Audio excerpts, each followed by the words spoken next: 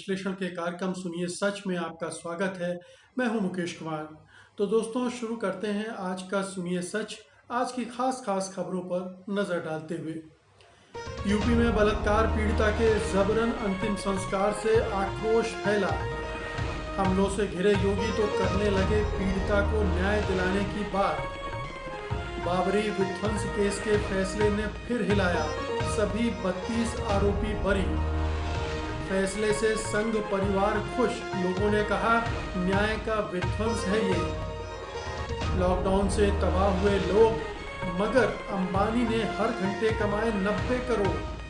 खास खबरों पर नजर डालने के बाद अब वक्त है बड़ी खबरों के विश्लेषण का। लेकिन उसके पहले आपसे एक गुजारिश ये है कि गोदी मीडिया से अगर पार पाना है तो स्वतंत्र पत्रकारिता को साथ देना पड़ेगा, उसको मजबूत करना पड़ेगा। सत्य हिंदी की सदस्यता योजना इसी दिशा में एक बड़ा कदम है। इसमें आर्थिक योगदान देकर आप स्वतंत्र पत्रकारिता को मजबूती प्रदान कर सकते हैं। इसके लिए इस वीडियो के साथ दिए गए डिस्क्रिप्शन में जाइए, उसमें एक लिंक है, उसको क्लिक कीजिए, जिससे इस सदस्यता योजना का पूरा ब्यौरा आपके सामने आ जाएगा और आप एक अपनी मनपसंद की सदस्यता चुन सकेंगे। हमें उम्मीद है कि अच्छी और सच्ची पत्रकारिता को मजबूत करने के लिए आप ऐसा ज़रूर करेंगे। तो आइए अब आगे बढ़ते हैं और लेते हैं आज की सबसे बड़ी खबर, करते हैं उसका विश्लेषण। उत्तर प्रदेश पुलिस द्वारा हाथरस की बलात्कार पीड़िता का अंतिम संस्कार बिना घर वालों की मौजूदगी में रात 2:30 बजे कर देने से देश भर में योगी सरकार की निंदा भत्सना हो रही है। पीड़िता की मौत के बाद परिजन और गांव के लोग उसके शव को घर ले जाने की मांग करते रह गए, मगर पुलिस ने एक नहीं सुनी और खेत में ले जाकर उसे जला दिया। पीड़िता के भाई संदीप ने कहा कि मां अपनी बेटी का शव देखना चाहती थी, चेहरा देखना चाहती थी और वो पुलिस से गिड़गिड़ाती रही, पर पुलिस ने मुंह तक नहीं देखने दिया। मां आंचल फैलाकर भीख मांगती रही, पर पुलिस ने संवेदनहीनता की तमाम हदें पार कर दी। गांव वालों का कहना है कि उन्हें कम से कम सम्मानजनक तरीके से अंतिम संस्कार की अनुमति दी जानी चाहिए थी। पुलिस ने अंतिम संस्कार कर देने के बाद परिजनों को इसकी सूचना देकर घर जाने के लिए कह दिया। इसके अलावा एक बार फिर पुलिस ने कहा कि पोस्टमार्टम रिपोर्ट में बलात्कार की पुष्टि नहीं हुई है। पीड़िता के घर वालों के जख्मों पर नमक छिड़कने का काम हाथरस के जिलाधिकारी के उस बयान ने भी किया, जिसमें उन्होंने बाकायदा ब्यौरा देकर मृतक के परिवार को अब तक दिए गए 10 लाख रुपए का विवरण मीडिया को बता दिया। हाथरस के जिलाधिकारी प्रवीण कुमार ने यह भी कहा कि परिवार की सहमति के बिना पीड़िता का अंतिम संस्कार किए जाने का आरोप झूठा है। उधर हाथरस में पीड़िता की मौत और शव घर वालों को न दिए जाने के बाद लोगों का गुस्सा फूट पड़ा। देर रात हाथरस में सैकड़ों लोगों ने सड़कों पर उतरकर विरोध जताना शुरू कर दिया।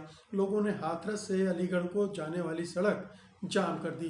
तो पुलिस के खिलाफ ज़बरदस्त गुस्सा है, न केवल हाथरस में, न केवल उसके आसपास के इलाकों में, बल्कि पूरे उत्तर प्रदेश में। क्योंकि जिस तरह से इस दलित बच्ची के साथ रेप हुआ, गैंग रेप हुआ, उसकी रिपोर्ट लिखने में कोताही बरती गई, फिर उसके आरोपियों को बचाने की कोशिश पुलिस के द्वारा हुई और फिर अब पुलिस ने रात को 2:30 बजे उसके शव को उसके घर वालों की अनुमति के बिना, उनके घर वालों को दिखाए बिना उसको उसका अंतिम संस्कार कर दिया खेतों में ले जाकर। आखिरकार पुलिस ने ऐसा क्यों किया? क्या वजह थी कि पुलिस उनके शव को, उसके बच्ची के शव को उसके परिवार वालों को नहीं देना चाहती थी? दिन में अंतिम संस्कार क्यों नहीं करने देना चाहती थी? जाहिर है पुलिस कुछ छिपाना चाहती है, और क्या छिपाना चाहती है ये भी साफ दिख रहा है। पुलिस का अभी भी कह रही है कि उस बच्ची के साथ बलात्कार नहीं हुआ, गैंग रेप नहीं हुआ। तो क्या अगर शव का पोस्टमार्टम होता कायदे से तो ये चीज़ें सामने आ जाती। इस पोस्टमार्टम को रोकने के लिए पुलिस ने ये काम किया है। पुलिस ऐसा क्यों कर रही है, किसके कहने पर कर रही है? वहाँ के डीएम का कहना है कि ये ऐसे फैसले लखनऊ से होते हैं। तो क्या लखनऊ की में बैठी सरकार ने उसे ऐसा करने के लिए कहा था? तो एक एक मोड़ पर, एक एक चरण पर पुलिस ने जिस तरह से हरकत की है उसमें साफ जाहिर है कि ऊपर के अधिकारियों और यहाँ तक कि सरकार की भी मिलीभगत है। और सरकार में सर्वोच्च स्तर पर जो मुख्यमंत्री हैं, जाहिर है वहाँ भी वह इस तरह से इस शव को दफनाने के लिए, माफ़ कीजिएगा, अंतिम संस्कार करने के लिए निर्देश मिले होंगे। तो एक बहुत ही कुत्सित कार्रवाई पुलिस की तरफ से, उत्तर प्रदेश सरकार की तरफ से, एक गैंगरेप उस बच्ची के साथ हुआ जो वहाँ के दरिंदों ने किया, जिसके बारे में पुलिस ने रिपोर्ट लिखने में कोताही बरती। और उसके बाद दूसरा रेप पुलिस ने और वहाँ की सरकार ने किया है, उसके शव को इस तरह से आनन फानन में जलाकर। तो साफ जाहिर है कि उत्तर प्रदेश की सरकार और वहाँ की पुलिस पूरी तरह से संवेदनहीन हो चुकी है। और ख़ास तौर पर दलित महिलाओं के मामले में, दलित लड़कियों के मामले में, दलितों के मामले में जिस तरह से जुल्म की बाढ़ आई हुई है, उन पर एक एक करके अत्याचारों की नई नई कहानियां हर रोज़ लिखी जा रही हैं। तो ये बताता है कि उत्तर प्रदेश सरकार का रवैया दलित समाज के प्रति क्या है, अपराधों के और अपराधियों के मामले में किस तरह का है, किस तरह का दोहरा रवैया वो अपना रही है, ये एक और मिसाल है। और इसने उत्तर प्रदेश सरकार को पूरी तरह से नंगा कर दिया है। अगली खबर लेते हैं। हाथरस मामले पर प्रशासन की ओर से लगातार दिखाई जा रही लापरवाही के बाद अब मुख्यमंत्री योगी आदित्यनाथ लीपा पोती करने में जुट गए हैं। मुख्यमंत्री योगी आदित्यनाथ ने इस कांड की जांच के लिए एसआईटी गठित करने की घोषणा कर दी है। उन्होंने इस मामले में दोषियों के खिलाफ फास्ट ट्रैक कोर्ट में मुकदमा चलाने और प्रभावी पैरवी करने के निर्देश दिए हैं। उत्तर प्रदेश के मुख्यमंत्री योगी आदित्यनाथ ने हाथरस में दलित लड़की से गैंगरेप और हत्या के मामले पर प्रधानमंत्री नरेंद्र मोदी से भी बात की है। उन्होंने अपराधियों को कड़ी से कड़ी सजा देने की बात कही है। घटनाक्रम से साफ है कि अब ये सब मामले की लीपापोती करने के लिए ही किया जा रहा है, क्योंकि ऐसा तो हो नहीं सकता कि बिना सरकार की मंजूरी के पुलिस इस प्रकार बलात्कार पीड़िता का शव चोर दरवाजे से हाथरस ले जाती और जबरन अंतिम संस्कार कर देती। आखिर पुलिस तो योगी आदित्यनाथ की ही है, और अगर वो ऐसा कर रही है तो इल्ज़ाम किस पर डालें। हद तो ये भी है कि पुलिस बार बार कह रही है कि पोस्टमार्टम रिपोर्ट में दुष्कर्म की पुष्टि नहीं हुई है। कुल मिलाकर एक साथ दो तीर चलाने की कोशिश की जा रही है, जिसमें एक तरफ ये दिखाने की कोशिश है कि योगी आदित्यनाथ इस मामले में बहुत सक्रिय हैं और प्रधानमंत्री से भी उन्होंने बात की है, तो दूसरी ओर ऐसा लगता है कि अपराधियों को बचाने की साफ साफ कोशिशें भी चल रही हैं। जनता को गुस्सा तो विपक्ष पर भी करना चाहिए, जो केवल सोशल मीडिया पर ही इंसाफ की मुहिम चलाने का स्वांग रच रहा है। मायावती से लेकर अखिलेश और प्रियंका गांधी कोई भी अभी तक पीड़िता के परिवार से नहीं मिला है और न ही हाथरस जाकर उनके लिए आवाज़ उठाई है। सब ट्वीट करके ही अपनी जिम्मेदारी निभाने की कोशिश कर रहे हैं। तो इस पूरे मामले की अब दो पक्ष हैं, दो मुख्य बिंदु हैं। एक तो राज्य सरकार का रवैया, राज्य सरकार का ही क्यों, केंद्र सरकार का भी रवैया, क्योंकि ऐसा लगता है कि दोनों मिलकर इस मामले पर अब लीपापोती करने की कोशिश कर रहे हैं। उन्हें लग रहा है कि दलितों में गुस्सा बढ़ सकता है, इसलिए फटाफट एसआईटी के गठन की बात कर दी, फास्ट ट्रैक कोर्ट की बात कर दी। लेकिन हम सब जानते हैं कि एसआईटी कोई इन्वेस्टिगेटिव एजेंसी नहीं होती है, वो जांच भी नहीं करती। जो उसके पास ब्यौरे लाए जाते हैं, जानकारियाँ लाई जाती हैं, उसी के आधार पर वो अपने निष्कर्ष निकालती है। तो ऐसे में जब ठीक से जांच ही नहीं की गई हो और आनन फानन में उस लड़की का शव जला दिया गया है, तो साफ है कि अब सबूत सारे नष्ट कर दिए गए हैं और दुष्कर्म के मामले को पर लीपापोती वहाँ की पुलिस भी कर रही है, प्रशासन भी कर रहा है कि उसके साथ बलात्कार गैंगरेप हुआ ही नहीं था। तो जब इन सब चीज़ों से सरकार इनकार कर रही है तो फिर जांच का मतलब क्या रह जाता है। जाहिर है कि लीपापोती, और योगी अब लीपापोती करने पर उतर आए हैं। वो फास्ट ट्रैक की बात कर रहे हैं, तो जब सबूत नहीं होंगे, एसआईटी की रिपोर्ट ठीक से नहीं बनेगी, तो फास्ट ट्रैक कोर्ट भी क्या कर लेगा, उसका फैसला भी आप समझ लीजिए कि किनके पक्ष में जाएगा। तो ऐसा क्यों कर रही, वो कौन लोग हैं जिनको बचाने के लिए स्थानीय पुलिस से लेकर और योगी सरकार और केंद्र सरकार तक बिल्कुल चाक चौबंद हो चुकी है, पूरा कमर कस चुकी है। ऐसा क्यों है? दूसरी बात यह कि विपक्ष का रवैया जो है वो भी इन सब लगातार हो रही घटनाओं के मामले में बहुत हल्का फुल्का नज़र आ रहा है। ये तमाम ऐसे मसले हैं जिन पर उत्तर प्रदेश में बवाल हो जाना चाहिए, हंगामा मच जाना चाहिए, गली गली सड़कों पर आंदोलन छेड़ दिया जाना चाहिए, क्योंकि ये पहली घटना नहीं है। इसके पहले भी दलित लड़कियों के साथ लगातार बलात्कार की खबरें आ रही हैं, और दलितों ही क्या, विभिन्न वर्गों और जातियों के साथ अत्याचार की बातें हो रही हैं और खुल्लम खुल्ला हो रही हैं। जिस तरह से आप देखिए कि विकास का एनकाउंटर किया गया था, फर्जी एनकाउंटर किया गया था, और खुल्लम खुल्ला जिसके बारे में सब जानते थे कि क्या हो रहा है, क्या हो सकता है और क्या होने वाला, वो सब सही निकल गया। तो वो पहले से प्लान फेक एनकाउंटर था, और ये जिस तरह से उस दलित पीड़िता की लाश को जलाया गया, वो अपने आप में कहानी कहता है कि ये सरकार बिल्कुल निरंकुश तरह से व्यवहार कर रही है, और इस निरंकुशता का विरोध करने के लिए विपक्ष कतई लामबंद नहीं है।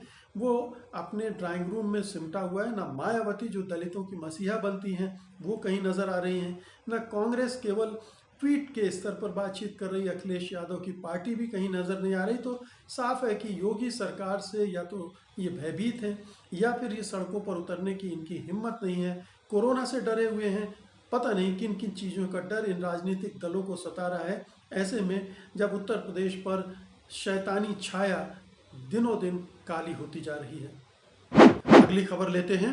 बाबरी मस्जिद विध्वंस मामले में सीबीआई की विशेष अदालत ने 28 साल बाद फैसला सुनाते हुए सभी 32 अभियुक्तों को बरी कर दिया है। अदालत ने कहा है कि अभियोजन आरोप साबित करने के लिए पर्याप्त साक्ष्य नहीं दे पाया। इसके साथ ही न्यायाधीश ने कहा कि ये विध्वंस सुनियोजित नहीं था। बचाव पक्ष की ये दलील मानी गई कि ये लोग भीड़ को रोकने की कोशिश कर रहे थे। सीबीआई की विशेष अदालत के जज एसके यादव ने यह फैसला सुनाया। अदालत ने कहा कि विश्व हिंदू परिषद या संघ परिवार का ढांचा गिराने में कोई योगदान नहीं था, और कुछ अराजक तत्वों ने मस्जिद को गिरा दिया। अदालत ने कहा कि ये लोग साजिश में शामिल नहीं थे और उग्र भीड़ को रोकने की कोशिश कर रहे थे। सीबीआई की अदालत ने कहा कि 12 बजे तक सब सामान्य था, फिर अचानक पीछे की तरफ से मस्जिद पर हमला हुआ। जो ढांचा गिरा वो कुछ अराजक तत्वों, शरारती तत्वों के द्वारा गिराया गया। अदालत ने यह भी कहा कि फोटो से कोई आरोपी नहीं हो जाता है। 6 दिसंबर 1992 को गिराए गए विवादित ढांचे को लेकर लखनऊ स्थित सीबीआई की विशेष अदालत का फैसला पहले 31 अगस्त को ही आने वाला था, लेकिन किन्हीं कारणों से इस पर फैसला नहीं आ सका। इसके बाद सुप्रीम कोर्ट ने फैसला देने के लिए तारीख 30 सितंबर की बढ़ा दी थी। इस मामले में 32 आरोपी थे, जिनमें बीजेपी के वरिष्ठ नेता लालकृष्ण आडवाणी, मुरली मनोहर जोशी, कल्याण सिंह, साक्षी महाराज, ब्रजभूषण सिंह और उमा भारती भी शामिल हैं। 32 अभियुक्तों में विनय कटियार, रामविलास वेदांती, चंपत राय, जय भगवान, धर्मदास, पवन पांडे, ओम प्रकाश पांडे, विजय बहादुर सिंह, धर्मेंद्र देव, विनय कुमार राय, रामजी गुप्ता, गांधी यादव, नवीन भाई शुक्ल कोर्ट रूम में मौजूद रहे। तो लाल कृष्ण आडवाणी, कल्याण सिंह, उमा भारती, मुरली मनोहर जोशी, नित्य गोपाल दास और सतीश प्रधान वर्चुअल तरीके से अदालत की कार्रवाई में शामिल हुए। तो अदालत ने जिस तरह से फैसले दिया है वो अपने आप में बहुत सारे सवाल खड़ा करता है। ऐसा लगता है कि जैसे वो अभियोजन पक्ष को नज़रअंदाज कर रहा है और सीधे सीधे बचाव पक्ष के साथ खड़ा है।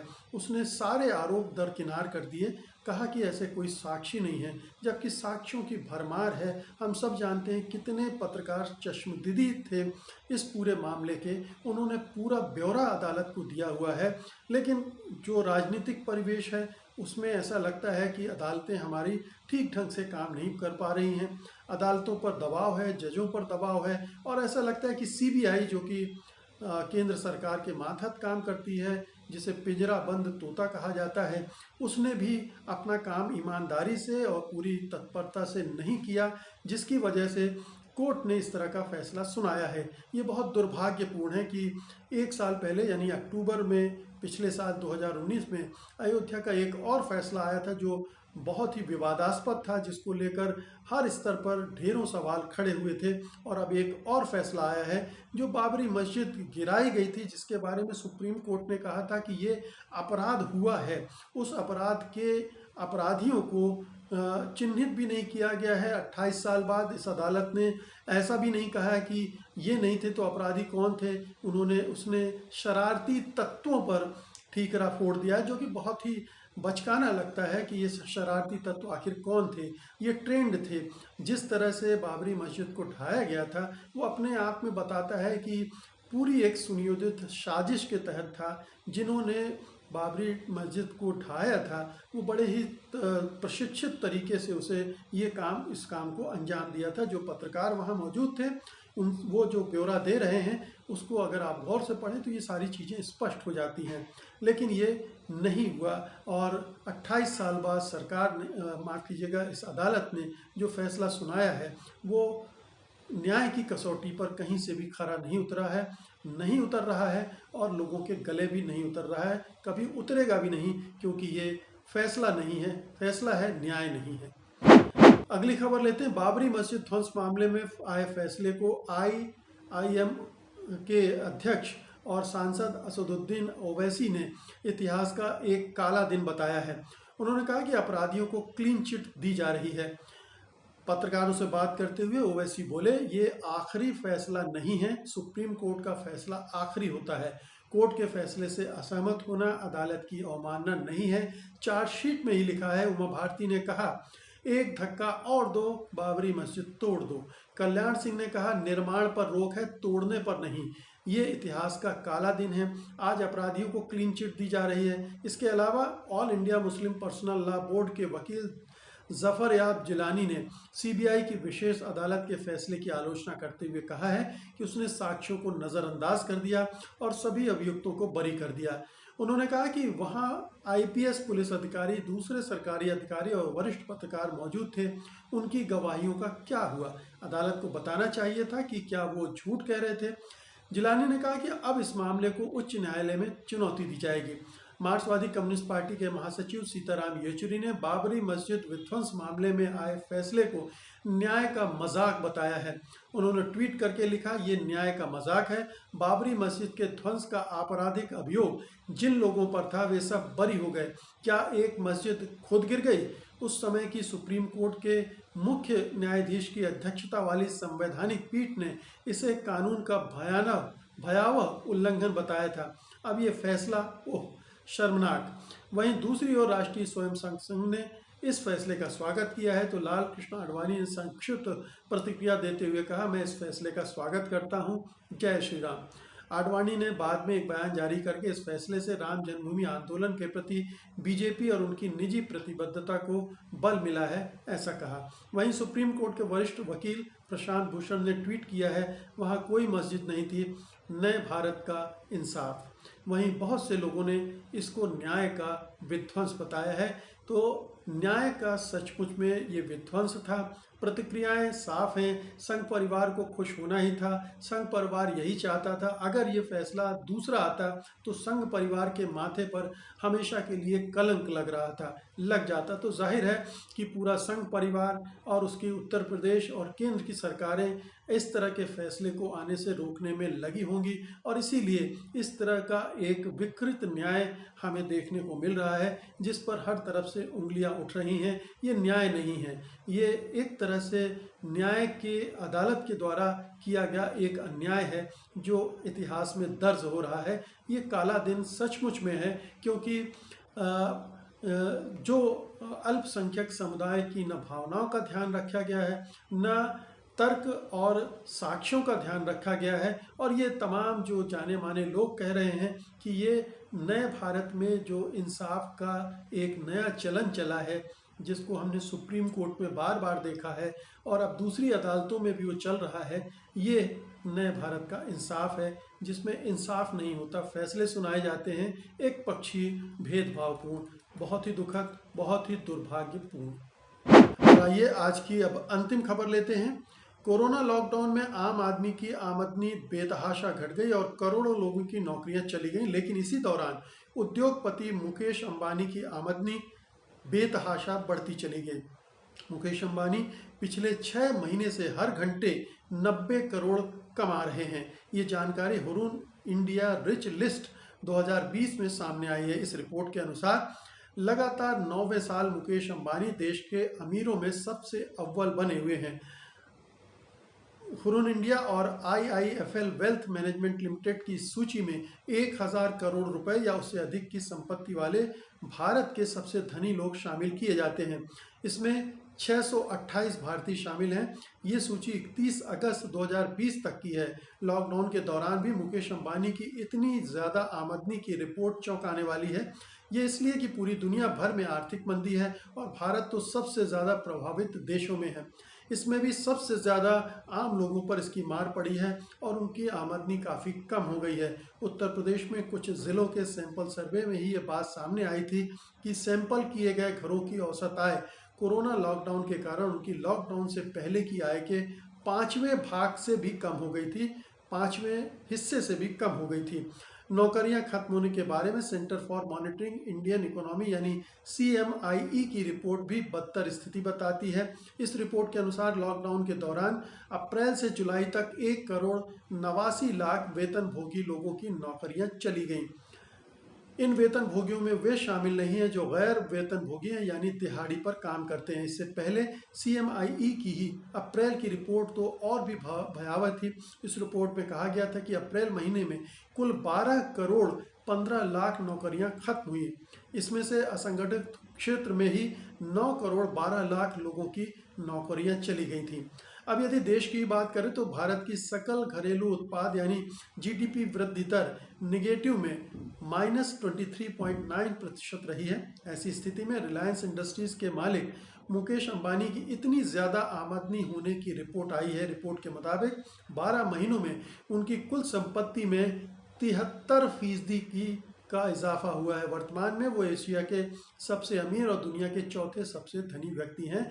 तो आपदा में अवसर जो प्रधानमंत्री नरेंद्र मोदी ने कहा था कि क्राइसिस में अपॉर्चुनिटी होती है, तो इस क्राइसिस में अगर कोई अपॉर्चुनिटी किसी ने ढूंढी है और किसी ने इस क्राइसिस को अच्छे तरीके से भुनाया है तो वो मुकेश अंबानी हैं। हर घंटे में 90 करोड़ रुपए वो बना रहे हैं और जाहिर है कि ये 90 करोड़ अपने श्रम से, मेहनत से और विवेक से नहीं बना रहे हैं, बल्कि ये तरह तरह के मैनिपुलेशन होते हैं, तरह तरह के निवेश और तरह तरह के दंड फंद जो व्यापार कारोबार में होते हैं और जिसमें सरकार की छत्र छाया उनको मिली हुई है, सरकार से पूरा सहयोग मिला हुआ है, समर्थन मिला हुआ है, तो उसके बदौलत वो लगातार अपनी आय में बढ़ोतरी कर रहे हैं। तो अगर कोरोना काल में यानी 12 महीनों में से 7-8 महीने कोरोना के हो गए, उसमें 73% की बढ़ोतरी हुई है उनकी संपत्ति में। ये मामूली बात नहीं है। इस पर सोचना चाहिए